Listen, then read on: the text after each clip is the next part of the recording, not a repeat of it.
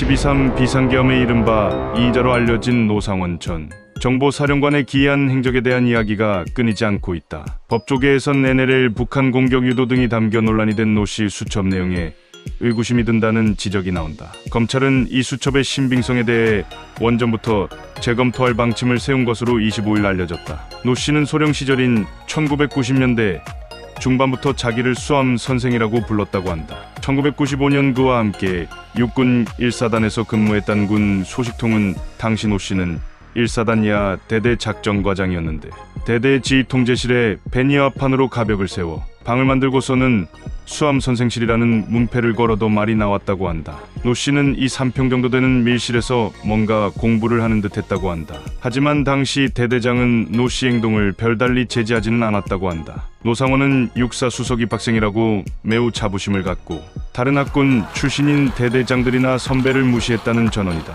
노씨의 기행은 이른바 군대 전투 축구를 할 때도 엿보였다고 한다. 당시는 상급자가 소속된 팀과 붙으면 살살하며 져주는 게 불문율이었는데 한 번은 지휘관 팀을 상대로 혼자 5골을 넣어 평범한 사람은 아니란 얘기가 나왔다는 것이다. 그를 머리가 비상했다고 기억하는 사람들이 많다. 한 예비역 인사는 노씨는 소령 때 대대작전과장 수준으로는 믿기 어려울 정도로 한미연합작전 계획을 해박하게 알고 있었다고 한다. 노씨는 전역 이후 2022년 6월부터 전북 군산의 무속인 비다나 씨와 교류하며 여자를 소개해달라는 요청을 하기도 했다. 노씨는 비슷한 시기 뱀닭을 판매한 것으로 알려졌다. 지난 24일 경찰에서 노씨 사건을 송치받아 기록을 검토한 검찰 특별수사본부는 노씨 수첩이 수사재판의 결정적 증거가 되기 어렵다고 판단한 것으로 알려졌다. 검찰은 수첩 기재 내용이 노씨 혼자만의 상상인지 김용현 전 국방장관 등에게 보고된 내용인지가